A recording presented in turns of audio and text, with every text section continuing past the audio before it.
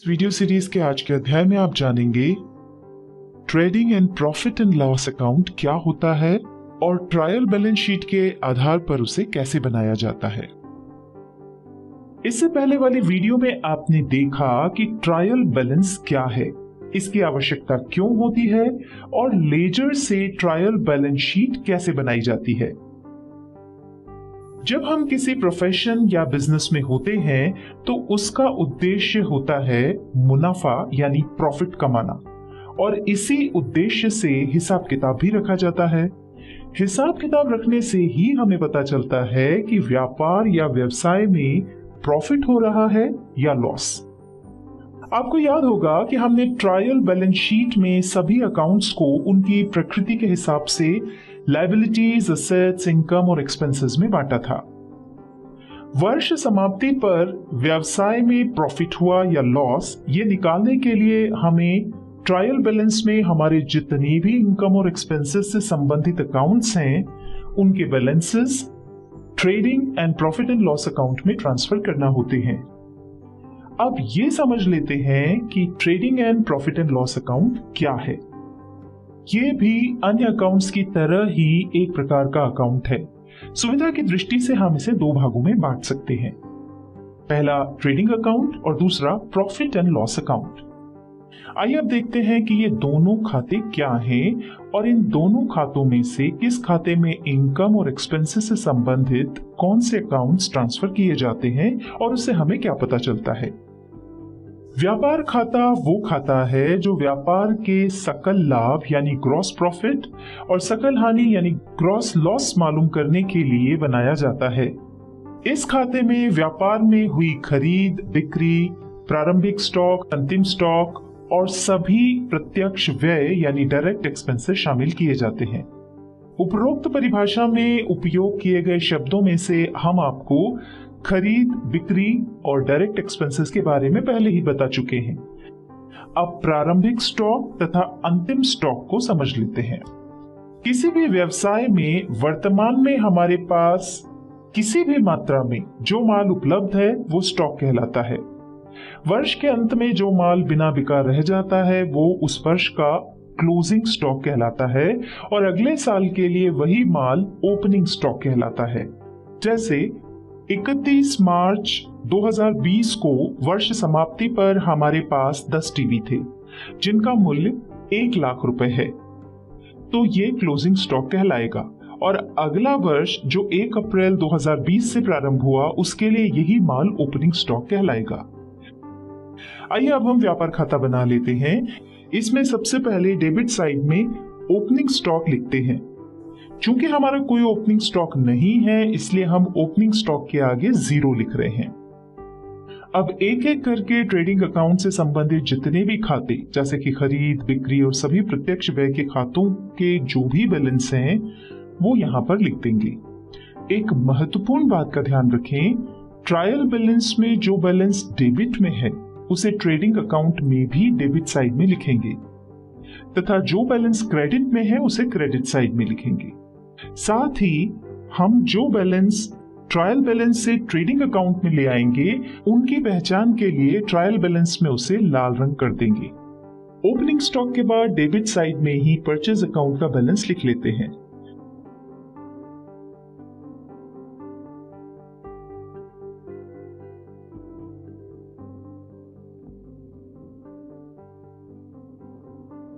इसके बाद हमारा डायरेक्ट एक्सपेंसेस का एक ही खाता है फ्रेट अकाउंट का, हम उसका बैलेंस भी लिख देंगे।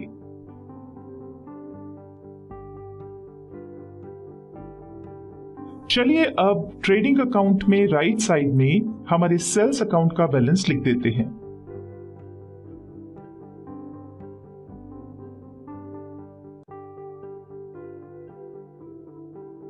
और इसके बाद हमारा जो भी क्लोजिंग स्टॉक होगा वो लिखना होगा। हमारा कोई क्लोजिंग स्टॉक नहीं है इसलिए यहां हम 0 लिख रहे हैं। अब इन दोनों पक्षों का टोटल लगा लेंगे। ध्यान रखें, यदि क्रेडिट साइड का टोटल डेबिट साइड के टोटल से अधिक होता है तो इनका अंतर यानी डिफरेंस हमारा ग्रॉस प्रॉफिट कहलाता है और यदि डेबिट साइड का टोटल क्रेडिट साइड के टोटल से अधिक होता है तो इनका अंतर हमारा ग्रॉस लॉस कहलाता है। यहां देखिए, क्रेडिट साइड का टोटल डेबिट साइड के टोटल से अधिक है, मतलब यहां पर हमें ग्रॉस प्रॉफिट हुआ है। अब हम ग्रॉस प्रॉफिट निकाल लेते हैं। क्रेडिट साइड का टोटल है 1,00,000 रुपए, डेबिट साइड का टोटल है 81,100 रुपए। तो यहां पर हमको ग्रॉस प्रॉफिट हुआ 18,900 रुपए। अकाउंटिंग के प्रिंसिपल के अनुसार दोनों पक्षों यानी डेबिट का टोटल और क्रेडिट का टोटल बराबर आना चाहिए। तो ये अमाउंट हम डेबिट साइड में लिख करके दोनों पक्षों को बराबर कर लेते हैं। अब हम ग्रॉस लॉस को समझने के लिए एक उदाहरण देख लेते हैं। देखिए, इस उदाहरण में डेबिट साइड का टोटल क्रेडिट साइड के टोटल से अधिक है, मतलब हमें ग्रॉस लॉस हुआ है। हम ग्रॉस लॉस निकाल कर देख लेते हैं। डेबिट साइड का टोटल है 1,20,000 रुपए और क्रेडिट साइड का टोटल है 1,00,000 रुपए। तो यहां पर ग्रॉस लॉस हुआ 20,000 रुपए का।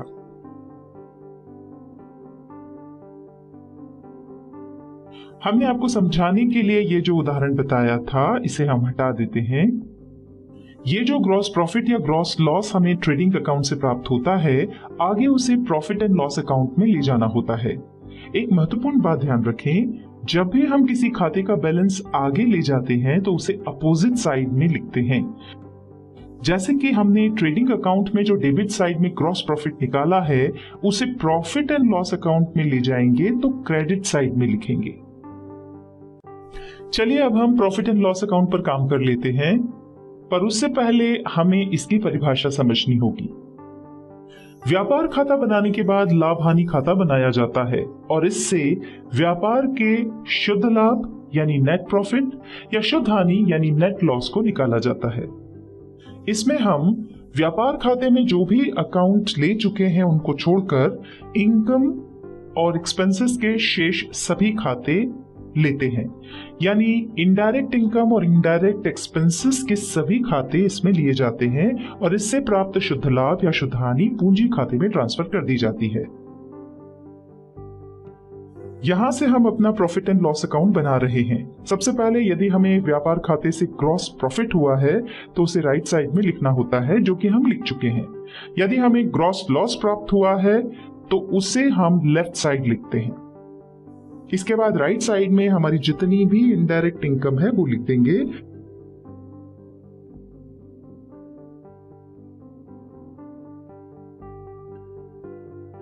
और लेफ्ट साइड में जितने भी हमारे इनडायरेक्ट एक्सपेंसेस है वो लिख देंगे।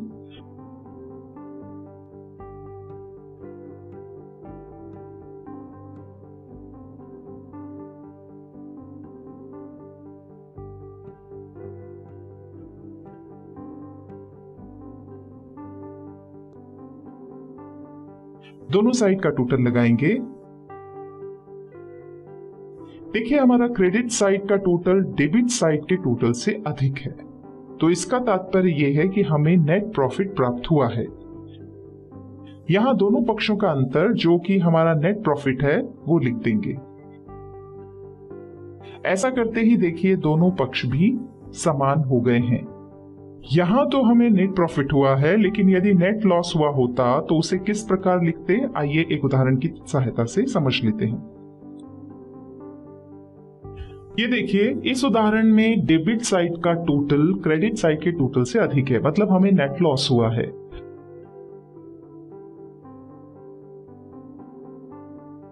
हमने आपको समझाने के लिए ये जो उदाहरण बताया था इसे हटा देते हैं। ये जो नेट प्रॉफिट या नेट लॉस हमें प्रॉफिट एंड लॉस अकाउंट से प्राप्त होता है उसे कैपिटल अकाउंट में ट्रांसफर करना होता है। चलिए, हमें प्रॉफिट एंड लॉस अकाउंट से जो नेट प्रॉफिट प्राप्त हुआ है उसे कैपिटल अकाउंट में ट्रांसफर कर देते हैं। जैसा कि हमने आपको ट्रेडिंग अकाउंट के अंत में बताया था कि जब हम किसी खाते के बैलेंस को आगे ले जाते हैं तो उसकी एंट्री अपोजिट साइड में करते हैं, तो नेट प्रॉफिट की हमारी एंट्री कैपिटल अकाउंट में क्रेडिट साइड में होगी।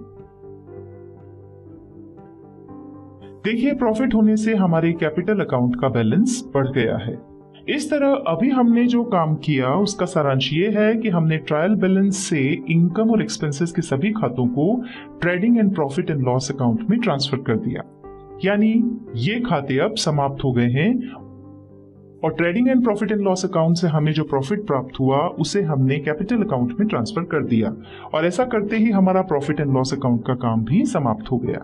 अब हम एक काम और करेंगे, ट्रायल बैलेंस से जिन खातों का बैलेंस हम trading and profit and loss account में ले जा चुके हैं और जिन्हें हमने पहचानने के लिए लाल रंग भी किया हुआ है, उन सभी खातों को हम ट्रायल बैलेंस से हटा देंगे।